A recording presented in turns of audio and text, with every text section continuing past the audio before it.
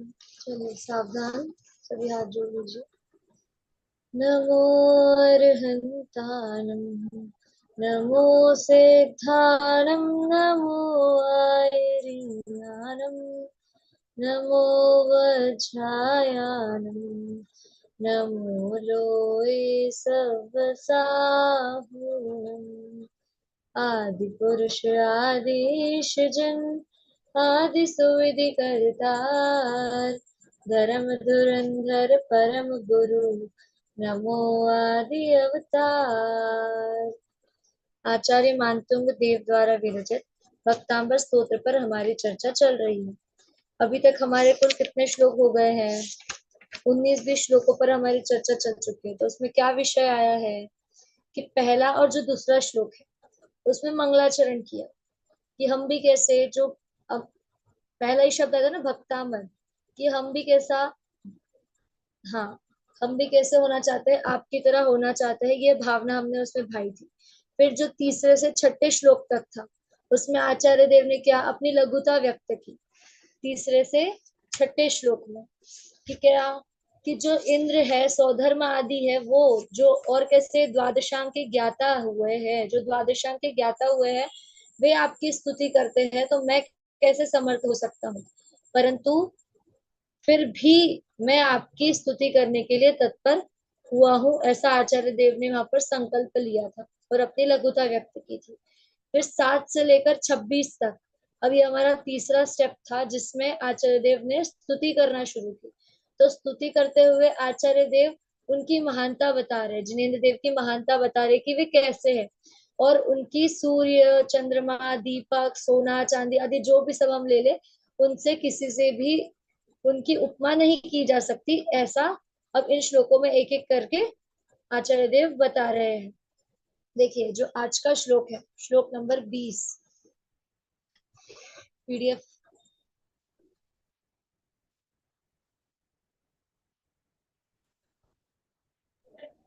दीदी screen share करूँ क्या?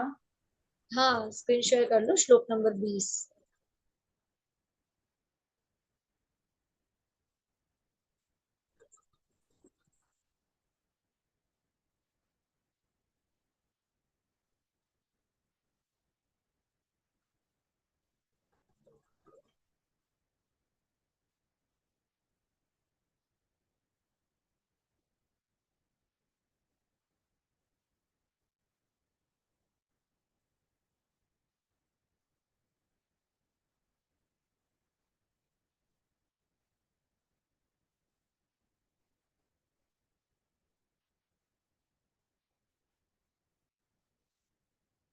और इसके चलिए जब तक हम देखते हैं कि इसके पहले जो 18वां और 19वां श्लोक था और जो 17वां श्लोक था उसमें सूर्य को चंद्रमा की भी उपमा हम नहीं दे सकते, ये बताया, और ज्ञान उनसे श्रेष्ठ है, ये इतने श्लोकों में बताया। अब इस श्लोक में ज्ञान का प्रभाव, ज्ञान की महिमा आचार्य देव बता रहे हैं कि कैसा ये ज्ञान है।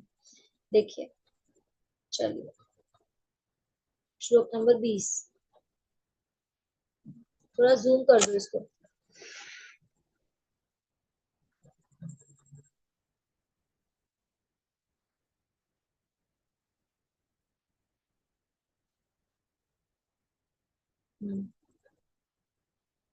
चलो एक काम करो, आप पढ़ो पहले एक बार।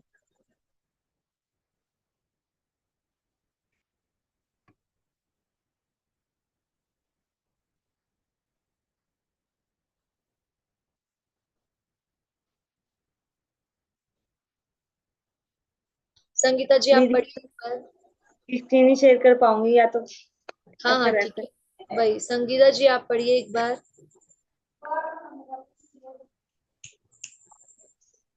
चलिए हम पढ़ते हैं। ज्ञानं यथा त्वयि विभाति कृतावकाशम्, नैवं तथा हरिहरादिषु नायकेषु, तेजः स्फुरन्मनिषु याति यथा महत्त्वम्, नैवं तु काचशकले किरणाकुलीपि। देखिए इसमें क्या कह रहा है, सबसे पहले हम शाब्दिक अर्थ देखते हुए चलते हैं। ज्ञानम, ज्ञानम अर्थात ज्ञान, यथा जिस प्रकार, यथार्थात जिस प्रकार, त्वयि अर्थात आप में, विभाति शोभायमान होता है, और कृतावकाशम, कृतावकाशम अर्थात अवकाश को प्राप्त। देखिए अब आगे क्या है, नैवम, तो इसमें न एवं, तो न अर्थात तो हो जाएगा नहीं, और एवं तथा अर्थात उसी प्रकार। फिर आगे क्या आया है शब्द, हरि हरादिशु, अर्थात जो विष्णु को हरि कहते हैं, हरादिशु में शंकर आदि आ जाएंगे। शंकर आदि अर्थात जो विष्णु ब्रह्मा शंकर आदि सब तीनों को ले लो, और नायकेशु अर्थात देवों में, जो देवों में नायक कहे जाते हैं, कौन, ब्रह्मा विष्णु महेश, उन तीनों की चर्चा यहाँ पर आएगी। अब आगे आगे क्या कह रहे हैं, तेज अर्थात तेज, स्फुरन मनीषु अर्थात चमकते हुए मणियों में, चमकते हुए मणियों में। आगे याति अर्थात प्राप्त होता है, याति अर्थात प्राप्त होता है, यथा जिस प्रकार, महत्वम महत्व को, नैवम यहाँ पे फिर न एव, न अर्थात नहीं, और एवं अर्थात उसी प्रकार, तू अर्थात निश्चय से, तू अर्थात क्या होगा, निश्चय से, काच शकले काच के टुकड़ों में, किरणाकुलेपी अर्थात किरणों से व्याप्त भी। ठीक है, देखिए यहाँ पे क्या कहना चाह रहे हैं कि जैसे सूर्य के प्रकाश से जो कांच का टुकड़ा है, उसमें भी जो मणि होंगे उनकी तरह चमक नहीं आ पाएगी, वैसे ही जो सर्वज्ञ देव की और जो ब्रह्मा विष्णु महेश है, इन सब की सर्वज्ञ देव के साथ कंपैरिजन करने वाले हैं इस श्लोक में। ठीक है, तो अब हम देखते हैं कि कैसा ज्ञान का प्रभाव बताया है, कैसे सर्वज्ञता की शक्ति का इसमें बताया है कि कैसी सर्वज्ञता है। हम सर्वज्ञता केवल बोलने मात्र को ही सर्वज्ञता समझ लेते हैं, पर सर्वज्ञता कैसी होती है उसका उदाहरण अभी यहाँ पर हमें मिलेगा। देखिए रेणु जी एक बार फिर से अर्थ कर रही हूँ, ध्यान से सुनो।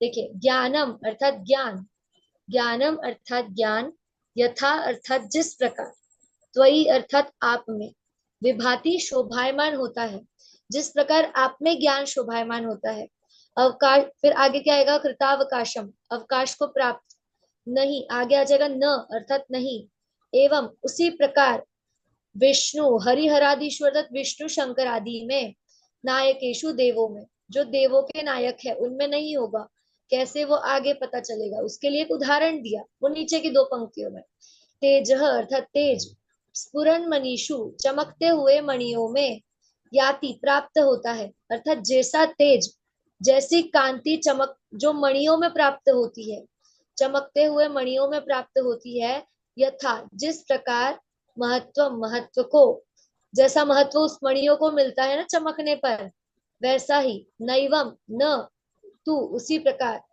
निश्चय से, काच शकल काच के टुकड़ों को नहीं मिल पाता, काच के टुकड़ों को यदि, और क्या काच के टुकड़े कैसे, किरणाकुलेपी जो किरणों से व्याप्त हुए हैं, अर्थात जो कांच का टुकड़ा है उस पर सूरज की किरणें आकर गिरी तो वो चमकने लग जाएगा, तो क्या उसकी कीमत मणियों के समान हो जाएगी क्या।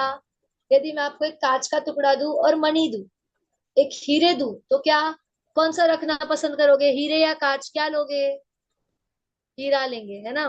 देखिए एक कथा आती है, एक उदाहरण सुना है कि एक बच्चा होता है और उसके पिताजी होते हैं, तो उसके पिताजी उसको दो पत्थर देते हैं, दो पत्थर नहीं हीरे चमक मोती देते हैं दो। तो वो बच्चे को लगता है कि मेरे पापा मेरे पिताजी मुझे दो हीरे देकर गए, और उनकी उसके पिताजी की मृत्यु हो जाती है, और उसके पिताजी उसको बोल के जाते हैं कि तू इसको मेरा जो दोस्त है उसके पास लेकर जाना, और वो तुझे इसका सही भाव सही दाम बताएगा। अब फिर क्या होता है, उसके पिताजी, तो पिताजी की तो मृत्यु हो जाती है। अब वो बालक उसके पिताजी ने कहे अनुसार उसके पिताजी के मित्र के पास जाता है, और उसका पिताजी का जो मित्र होता है वो होता है जौहरी। तो वो जाता है और कहता है कि पिताजी ने मुझे ऐसा ऐसा बोला था, और उसे वो दो रत्न दिखाता है कि मेरे पास ये दो रत्न है। अब वो जौहरी जैसे ही उसे देखता है तो पहचान जाता है कि ये हीरे नहीं है, ये केवल कांच के टुकड़े हैं। परंतु यदि अभी वो उसे ये कहेगा कि बेटा ये कांच के टुकड़े हैं, तो उसे उस पर विश्वास नहीं होगा। तो वो उसे कहता है कि ठीक है अभी तुम इसे तिजोरी में रख दो, और तुम एक महीना मेरे यहाँ पर दुकान में काम करो। और वो उसे एक महीने में पूरा अच्छे तरीके से हीरे को तराशना पहचाना सिखा देता है। उसके बाद वो तिजोरी में से उसे वो हीरे लाने के लिए कहता है जो उसने 1 महीने पहले रखे होते हैं। और वो जब उसे लाता है और देखता है, तब उसे पता चलता है, उसे ज्ञात होता है कि ये तो हीरे नहीं, कांच के टुकड़े हैं। कहिए तो क्या वो कांच के टुकड़े, जब उसे क्या अज्ञान था कि ये क्या है, हीरे है, परंतु जब उसे ज्ञान हुआ, हीरे का पता चला, तो क्या उसे वो कांच के टुकड़े हीरे दिखेंगे क्या अब? नहीं।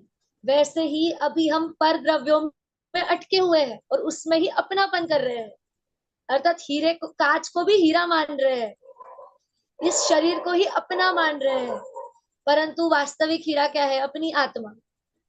तो कब पहचानेंगे? जब हम जिनेन्द्र देव को, पहले, सबसे पहले तो क्या, जो इस आत्मा को जान चुके हैं, हम उनको जानेंगे।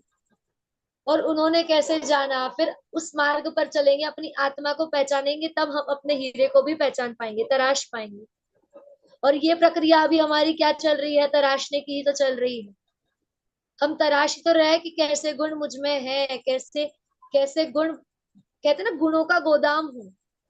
तो गोदाम अर्थात क्या? जिसमें बहुत सारी चीजें संग्रहित की हो, एक चीज नहीं, दो चीज नहीं, बहुत अनेक, बहुत सारी चीजें जहाँ इकट्ठी की जाती है, वो गोदाम कहलाता है। तो मुझ में एक दो तीन ऐसे इतने गुण नहीं है, कितने हैं? अनंतों गुण है। तो उनको जानना है। तो कैसे जानेंगे? आचार्य देव जो ये कहकर गए हैं, इन सबको पढ़कर ही तो हम जान सकेंगे। तो चलिए एक बार 20वें श्लोक का पाठ करते। रेणु जी पढ़िए आप। जी दीदी। ज्ञानम यथा त्वयि विभाति कृतावकाशम, नैवं तथा हरिहरा दिशु नायकेषु, तेजा स्फुरन्मणिषु याति यथा महत्त्वं, नैवं तु काच सकले किरणाकुलेऽपि। जी बहुत बढ़िया। देखिए अब हमने उदाहरण तो समझ लिया कि कैसे कांच का टुकड़ा सूरज की किरण होने पर भी मणि की तरह नहीं कांति को नहीं प्राप्त हो चमक सकता। सकता। अब उदाहरण से हमें सिद्धांत की ओर बढ़ना है। तो सिद्धांत क्या कह रहा है कि सर्वज्ञ देव कैसे है, जो 3 लोक को जानने वाले हैं। और कैसे? तीन तीन लोक के भी जो 3 काल, सब 3 काल और चर अचर, ऐसे नहीं केवल चर पदार्थों को जान रहे हैं या अचर, जो जीव है अजीव है, सभी पदार्थों को जान रहे हैं। दो ही होंगे ना, जीव होगा या अजीव होगा। तो ऐसे ही जो जीव और अजीव, इन दोनों ही सभी पदार्थों को जान रहे हैं। और कैसे जान रहे हैं? युगपत, अर्थात एक साथ जान रहे हैं, एक साथ ज्ञान में झलक रहे हैं। अब देखिए यहाँ पे उनके साथ में कंपेयर किया है ब्रह्मा विष्णु महेश को, है ना। अब लोक में इन्हें भी भगवान देवता का स्वरूप, देवता का स्थान दिया जाता है। अब इससे जो अगला श्लोक है, उसमें आएगा कि कैसे आप महान हैं और कैसे मैंने इन सबको जानने के बाद आपको जाना है, तो अच्छा हुआ। ये हम अगले श्लोक में देखेंगे। परंतु इस श्लोक में क्या, इन दोनों का कंपेयर किया। देखिए एक तरफ आप जिनेन्द्र देव को रखिए और एक तरफ ये ब्रह्मा विष्णु महेश को रखिए। अब मैं आपको कहूंगी, आपने नारद का नाम सुना है? नारद का नाम सुना है रेणु जी? आप सुना है अनम्यूट दीदी, कीजिए। सुना है, हाँ हाँ देखिए सुना है। क्या करता है नारद। सब जगह जा करके लड़ाई भिड़ाई का काम करता है। अच्छा चलिए, मतलब नारद का नाम लेते लड़ाई भिड़ाई का नाम आ गया। परंतु लड़ाई भिड़ाई के साथ साथ और क्या काम करता है? संदेश इधर का उधर देने लगता है ना। इधर का मैसेज वो उधर करता है, इधर का मैसेज इधर करता है। तो यही बात। देखिए अब बात आई, जैसे जो ब्रह्मा विष्णु महेश है, इन तीनों को क्या नारद का काम पड़ता है? कैसे? कि जाओ देख कर आओ पृथ्वी पर क्या चल रहा है। देवों ने आज्ञा दी, नारद आया पृथ्वी पर, उसने सब कुछ हालचाल देखा और गया और जाकर बताया। अब यदि नारद भगवान से पूछने लग जाए कि आप तो सब कुछ जानते हो, तो आप यहीं बैठे बैठे जान लो, आप मुझे क्यों भेज रहे हो? परंतु क्या, नहीं, आप सुनाइए आपने क्या देखा। क्यों? आप तो जानते हो ना सभी 3 लोक को, 3 काल को। तो ये क्यों नहीं जान पा रहे हो कि मैं क्या देख कर आया हूँ? उससे पूछने की क्या आवश्यकता रही? और सर्वज्ञ देव का सुना है कभी कोई कि दूत है, कोई नारद है जो आके यहाँ देख कर जा रहा है हाल चाल की क्या चल रहा है धरती पर? या कभी आचार्य जो जिनेंद्र देव है, उन्होंने उसे स्वर्ग भेजा, नरक भेजा कि जाओ देख कर आओ, थोड़ा हाल चाल मुझे बता दो, अपडेट बता दो, है ना, लाइव अपडेट अभी बता दो क्या चल रहा है। ऐसा तो नहीं होता। यही चीज देखिए, मतलब एक ज्ञान का देखिए कितना क्लियरिटी हमारे बीच में इस उदाहरण से भी हमें समझ में आ रही है कि क्या उन्हें किसी की सहायता लग रही है। इससे क्या सिद्ध हो रहा है, सहायता, कि जो ज्ञान, जिस ज्ञान को सहायता लग रही हो, जिसे जानने में सहायता लग रही हो, वो कैसे देव हो जाएगा। जिसे अपने हाथों में अस्त्र शस्त्र रखने पड़ रहे हैं, वो कैसे सच्चा देव कहलाएगा। गले में नाग है, विष्णु त्रिशूल है। जब तो रागी द्वेषी हो गए हैं तो हथियार क्यों लेना पड़ रहा है हाथों में। अब उन्हें किसका भय है, वो तो भय से रहित हो गए हैं, 18 दोषों से रहित है। देखिए, जो सच्चे देव का, सच्चे आप्त का जो लक्षण है वही फिट नहीं हो रहा है यहाँ पे, तो फिर कैसे बात होगी। हमने लक्षण ही बनाया है आप्त का कि जो वीतरागी है, सर्वज्ञ है और हितोपदेशी है। रत्नाकरण शावकाचार्य जी के भी 5वें श्लोक में आता है कि जो वीतरागी सर्वज्ञ हो, 18 दोषों से रहित हो, निर्दोष हो, वो सच्चे आप्त है। तो फिर ये कैसा सच्चा आप्तपना हुआ। एक भक्ति भी आती है ना कि हाथ नहीं हथियार लिए, क्या कि कैसे है जिनेंद्र देव कि जिनके हाथों में कुछ अस्त्र शस्त्र ना हो, और हम बाहर कैसे देखते हैं, बीवी बच्चों समेत है ना। एक तरफ बच्चा है तो एक तरफ पत्नी है, फिर कभी एक तरफ भाई है तो एक तरफ पत्नी है। अलग अलग रूप हमें देखने को मिल जाते हैं। तो क्या ये वास्तविक देव है क्या, सच्चे देव है क्या, इसकी परीक्षा करना बहुत जरूरी है। ये अभी जो आगे के श्लोक आएंगे उन्हीं में इसकी ही चर्चा आई है। अभी इससे अगला श्लोक जो 21 नंबर का श्लोक है, उसी में भी यही बताया है कि हम सब दूर भटक कर आएंगे, फिर लास्ट में आपको देखा और जाना कि सच्चा क्या है। देखिए, नारद की स्टोरी से हमें सहायता वाली बात कितनी क्लियर हो जा रही है। सभी ने देखा है, सभी ने सुना है नारद के बारे में कि ऑर्डर दिया कि जाओ जानकर आओ क्या हो रहा है क्या नहीं, और वो आके अपडेट देगा। तो फिर सर्वज्ञ देव का तो कभी ऐसा नहीं हुआ है कि किसी को अपडेट देनी पड़ रही हो। वही चीज को यहाँ क्लियर किया है कि कैसे है। देखिए, जो फिर जो ये ब्रह्मा विष्णु महेश है, इनको हम कांच की उपमा दे सकते हैं, और जिनेंद्र देव के लिए मणि कह सकते हैं। जो उदाहरण दिया है उसके हिसाब से कि आप कैसे हैं, मणि समान, जो स्वयं प्रकाशित है, और जो कांच के टुकड़े हैं वो नहीं है, तो वो कैसे हो जाएंगे ब्रह्मा विष्णु महेश की तरह। एक अपेक्षा लगाकर हम बात कर रहे हैं ये, कि ऐसा भी हम कह सकते हैं। देखिए, और भी हम सच्चे आप्त के बारे में देखने जाएंगे तो कितनी बातें आ जाती है। सर्वज्ञता को देखे तो सर्वज्ञता की सिद्धि भी की जाती है कि कैसे कोई ये माने ही नहीं यदि सर्वज्ञ होता है तो कैसे हम उसे सर्वज्ञता की सिद्धि करें, अर्थात ये उसे बताए कि नहीं सर्वज्ञ होते हैं। सबसे पहला प्रश्न तो यही आ जाता है, यदि हमें कोई पूछ ले कि चलो बताओ, अच्छा है, कैसे कैसे क्या हो जाएंगे सर्वज्ञ, कहाँ रहते हैं सर्वज्ञ, क्या करते हैं सर्वज्ञ। आपने बता दिया कि ये सर्वज्ञ है, और सर्वज्ञ ना 3 लोग 3 काल को जानते हैं। अच्छा, कैसे जानते हैं, अगला प्रश्न उसका फिर। और कैसे, प्रत्यक्ष परोक्ष सबको जानते हैं। ऐसा नहीं कि केवल जो सामने सामने है उसको जान रहे हैं, जो पीछे अब जैसे मेरे पीछे, अभी मेरे पीछे या कहो या इस दीवार के पीछे क्या हो रहा है मुझे नहीं पता। आप भी जहां अभी है, आप जिस रूम में उस रूम के बाहर क्या चल रहा है आपको नहीं पता, परंतु सर्वज्ञ देव तो सभी बातों को जान रहे हैं। तो ये चीज कैसे सिद्ध हो सकती है। देखिए, देवागम स्तोत्र में भी श्लोक, जो श्लोक है वो आते हैं, उसमें भी सर्वज्ञ की सिद्धि की गई है। वहां क्या बताया है कि अनुमान से सिद्ध किया है। अनुमान अर्थात जो हम कहते हैं ना, एक लॉजिक से हम बात करते हैं, एक तर्क देते हैं किसी भी बात का, उससे सिद्ध किया जाता है। जैसे अभी मैं यहाँ, जैसे हम धुएं को देख के अग्नि का पता कर लेते हैं कि जहां धुआं हो रहा है वहां पर अग्नि होगी ही होगी, अग्नि के बिना धुआं नहीं हो सकता। ये हम कैसे सिद्ध कर लेते हैं, वैसे ही बात है कि अभी हम यहाँ बैठे हैं, हमें नहीं पता कि बाहर क्या चल रहा है। जैसे अभी मैं यहाँ बैठी हूँ तो मुझे नहीं पता रोड पे क्या चल रहा है, परंतु कोई व्यक्ति होगा जो रोड पे खड़ा होगा तो उसको तो पता है ना कि रोड पे क्या चल रहा है। ऐसा तो कोई है नहीं कि जिसे पता नहीं है रोड पे क्या चल रहा हो। अभी आप बैठे हैं यहाँ पर क्लास में मोबाइल के सामने, तो अभी आपको नहीं पता कि आपके घर में बाजू में और क्या क्या चल रहा है, परंतु कोई दूसरा तीसरा व्यक्ति होगा जो जान रहा है कि घर में क्या चल रहा है। वैसे ही हम ये सिद्ध भी तो कर सकते हैं कि हम नहीं जान रहे कि यहाँ बाकी सब जगह क्या हो रहा है, पर कोई ऐसा व्यक्ति अर्थात जो सर्वज्ञ है वो होता होगा जो ये सब कुछ जानता होगा। इस तरह से सिद्धि होती है। देखिए बहुत ही सरल भाषा में मैंने आपको बताने का ट्राई किया है, बोल सकते हैं कि कैसे हम सर्वज्ञ को सिद्ध कर सकते हैं, सर्वज्ञता सिद्ध कर सकते हैं।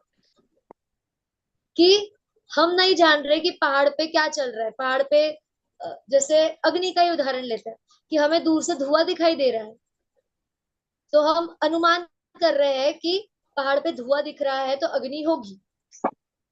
परंतु वहां उस पहाड़ पे यदि कोई व्यक्ति होगा तो उसे तो प्रत्यक्ष दिख रहा है ना कि वहां पर अग्नि है, इसलिए धुआं उठ रहा है। वैसे ही जिन चीजों को हम परोक्ष रूप से जान रहे हैं या हमारे ज्ञान में वो क्लियरिटी से नहीं आ रहा है, परंतु उसको भी जानने के लिए कोई प्रत्यक्ष है ना, अर्थात सर्वज्ञ है ना, उनके ज्ञान में तो आ रहा है। वैसे ही अब देखिए वो तो हो गई सर्वज्ञ की बात। अब जो ब्रह्मा विष्णु महेश इन तीनों की बात करें तो हमारे सर्वज्ञ कैसे है, मात्र ज्ञाता दृष्टा है। देखिए महावीर भगवान की शिक्षाओं में भी एक शिक्षा है कि जो भगवान है वो किसी के कर्ता धर्ता नहीं है, किसी भी चीज के कर्ता धर्ता नहीं, मात्र ज्ञाता दृष्टा है। परंतु यदि ये सर्वज्ञता है, यह वितरागता है, तो फिर ब्रह्मा विष्णु महेश की सर्वज्ञता और वितरागता क्या रही। यदि वो हमें अस्त्र शस्त्र लिए दिख रहे हैं, बच्चे और पत्नी सहित दिख रहे हैं, तो राग कहाँ छूटा है अभी। अभी भय कहाँ छूटा है, 18 दोषों में भी देखे तो भय कहाँ छूटा है। कभी लड़ने जा रहे हैं शत्रुओं से तो द्वेष कहाँ छूटा है। द्वेष है तभी तो लड़ने जा रहे हैं, राग है तभी तो पत्नी बच्चों को सहित बिठा रखा है। भय भय है इसीलिए तो शस्त्र धारण किए हुए है। तो कैसे हो जाएगा। और भी क्या, देखिए इन तीनों के लिए क्या कहा जाता है कि एक सृष्टि के कर्ता है, एक रक्षक है और एक नाश करने वाले हैं। तो देखिए इन तीनों में ही तो मेल नहीं बैठ रहा। मतलब क्या, एक का काम है बनाना, एक का काम है संभालना और तीसरे का काम है बिगाड़ना। तो क्या केवल यही करते रहे, कोई बनाएगा दूसरा रक्षा करता रहेगा तीसरा बिगाड़ देगा। तो फिर ऐसे कैसे सर्वज्ञ हो, जब सर्वज्ञ कुछ करता धरता ही नहीं है। और वो लोग क्या मानेंगे कि उनके मर्जी के सिवा एक पत्ता भी नहीं हिलता। ऐसा होता है क्या।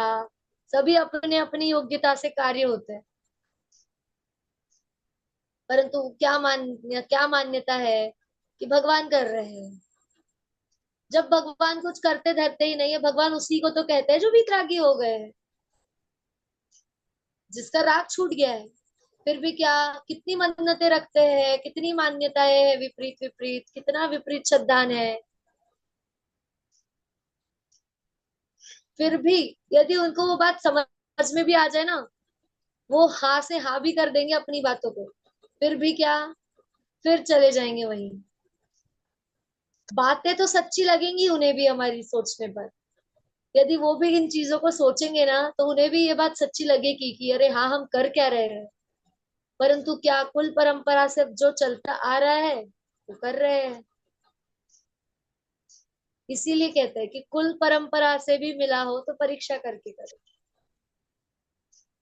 जैसे बहुत से व्यक्ति ऐसे हुए हैं जो स्टार्टिंग से जैन नहीं होते, अन्य धर्मों में होते हैं, परंतु क्या, वो सब करने पर भी उन्हें, यदि कोई वास्तव में धर्म करना चाहे ना, वास्तव में सच्ची चीज को पकड़ना चाहे, तो वो खोजेगा। जब तक उसे शांति नहीं मिलेगी, जब तक उसे सच्चा सुख कहाँ है ये चीज पता नहीं चलेगी, तब तक वो ढूंढेगा, हर जगह जाएगा, हर चीज का ट्राई करेगा। ऐसे अनेकों व्यक्ति है, मैं आपको उदाहरण दे सकती हूँ जिन्होंने बहुत सी चीजें पढ़ी है, इधर उधर सब जगह सर्च किया है, उसके बाद में जाकर यहाँ पर उन्होंने विश्वास किया है। तो ऐसे ही यहाँ पे क्या बताया कि जो जिनेंद्र देव है वो कैसे है, उनका ज्ञान कैसा है, कि वो कैसा है, स्वपर प्रकाशक है। देखिए हमारी पिछली भी एक कक्षा थी, किसी जो श्लोक था जिसमें स्वपर प्रकाशकता की बात आई थी कि ज्ञान कैसा है, ज्ञान कैसा होना चाहिए, तो स्वपर प्रकाशक होना चाहिए। अब यहाँ उदाहरण से भी सिद्ध किया कि जैसे कांच के टुकड़े सूर्य के किरणों से व्याप्त होने पर भी नहीं चमकते, कैसे मणियों के समान कांति नहीं आती। जैसे जो मणि होंगे वो कैसे लाइट बंद करने पर अपने आप चमकीले आपको दिखेंगे, अलग ही चमक उनमें खुद से होती है, कहीं से उन्हें लानी नहीं पड़ती। यही बात यहाँ पर जिनेंद्र देव के लिए भी बता रहे कि उनमें क्या, उनका ज्ञान और जो ये विष्णु शंकर आदि है उनका ज्ञान, जो देवों में माने जाते हैं श्रेष्ठ, तो कहाँ तुलना, हम तुलना ही नहीं कर सकते। जैसे हमने सूर्य चंद्रमा की उपमाएं मना कर दी ना, वैसे ही हम यहाँ भी कह सकते हैं कि इन लोगों, इनमें आपस में कोई तुलना ही नहीं है। हम किस चीज से इनकी तुलना करें। चलिए देखते हैं एक बार सरलार्थ देखते हैं।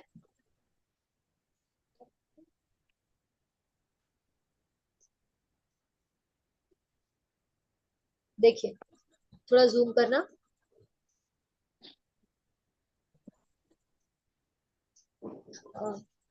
देखिए श्लोकार्थ क्या है, महारत्नों में जैसा तेज होता है, महारत्नों में जैसा तेज होता है वैसा तेज कांच के टुकड़े टुकड़े में सूर्य की तेज किरणों को ग्रहण पर भी नहीं होता है।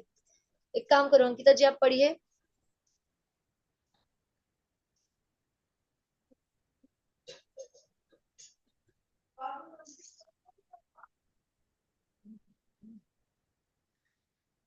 अंकिता जी आवाज आ रही है?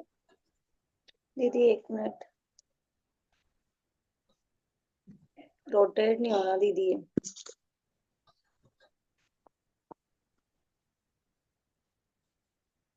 चलिए पढ़ती हूँ। महारत्नों में जैसा तेज होता है वैसा तेज कांच के टुकड़ों में सूर्य की तेज किरणों को ग्रहण पर भी नहीं होता है।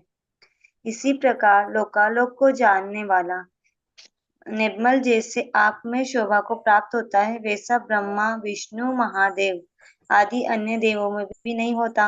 अर्थात जैसा स्वपर प्रकाशक ज्ञान आप में है वैसा स्वपर प्रकाशक ज्ञान अन्य देवों में नहीं पाया जाता है ना। देखिए स्वपर प्रकाशक की बात आएगी आएगी, ज्ञान की बात आई तो स्वपर प्रकाशकता आएगी ही, कि ज्ञान कैसा है, जो स्व को भी जानता है और स्व के साथ साथ पर को भी जानता है, परंतु वो पर में अटकता नहीं है।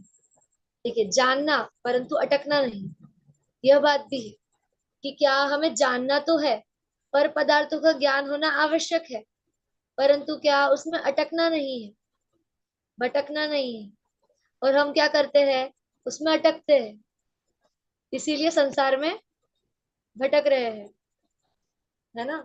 चलो देखो तो क्या हुआ इस श्लोक में, कि जो कांच के टुकड़े हैं वो भी सूर्य के प्रकाश से ग्रहण होकर चमकते नहीं है, और मणि कैसे है, स्वयं प्रकाशित है। वैसे ही लोकालोक को जानने वाले जो जिनेन्द्र देव है, जो सर्वज्ञ है, वो कैसे, उनका ज्ञान कैसा है, स्वपर प्रकाशक है। और जो विष्णु शंकर ब्रह्मा का है, इनका कैसा है। देखिए यदि होता स्वपर प्रकाशक तो फिर नारद की जरूरत क्या पड़ती, जैसा हमने पहले देखा। और क्या फिर, जैसे जो यमराज को भी देख लो, वो चित्रगुप्त को साथ में रखते हैं, कहते हैं बताओ बताओ, ऐसे अनेक उदाहरण मिल जाते हैं हमें। वैसी ही बात इस श्लोक में आई है। देखिए अगला श्लोक देखते हैं, हम अगला श्लोक पढ़ते हैं। अगले श्लोक में इसी बात को और पुष्ट किया है कि कैसे हम सर्वज्ञ को और ज्यादा महानता देखिए अब आगे की जो 7 से 26 श्लोक है ना, इसमें हम स्तुति कर रहे हैं, तो स्तुति में क्या होगा, गुणानुवाद होता है। गुणगान करेंगे तो कैसे होगा, उनकी महानता दर्शाएंगे तभी तो होगा। किसी व्यक्ति को यदि हमें बड़प्पन उसका बताना है, बढ़ाई करनी है, तो हम क्या करते हैं, उसकी बढ़ाइया करते हैं कि इन्होंने ऐसे गुण प्राप्त किए हैं, इन्होंने ऐसे गुण प्राप्त किए हैं, ऐसे प्रतिभा के ये धनी है। वैसी ही बात अब आचार्य देव स्तुति कर करके हमें बता रहे हैं कि जिनेंद्र देव ऐसे है, ऐसे है, कैसे है कि इनकी उपमा भी नहीं लग सकती, इसकी उपमा भी नहीं लग सकती, सूर्य की भी नहीं, दीपक की भी नहीं, चंद्रमा की भी नहीं, फिर जो ये ब्रह्मा विष्णु महेश आदि लोक में कहे जाते हैं उनकी भी नहीं, उनकी भी बराबरी उनसे नहीं हो सकती। चलिए देखिए अब अगले श्लोक में आचार्य क्या कह रहे हैं, 21वां श्लोक। रेणु जी पढ़िए 21वां श्लोक। मन्ये वरं हरिहरादय एव द्रष्टा द्रष्टेषु येषु हृदयं त्वयि तोषमेति किं वीक्षितेन भवता भुवि येन नान्यः कश्चिन्मनोहरति नाथ भवान्तरेऽपि। हम्म देखिए इसमें बता रहे हैं कि अच्छा हुआ, देखिए सरलार्थ देखेंगे ना तब हम देखें कि अच्छा हुआ कि मैं पहले सभी देवों को देख आया। अर्थात क्या, कि हम किसी भी चीज को यदि मामूली एक कपड़ा लेने भी जाए तो हम चार दुकान देख कर आते हैं, तब जाके कहीं एक चीज पसंद करते हैं। वैसे ही यहाँ पे भी कहा कि परीक्षा करना है ना तो सबकी परीक्षा कर लो, फिर पता चल जाएगा कि वास्तव में सही कौन है।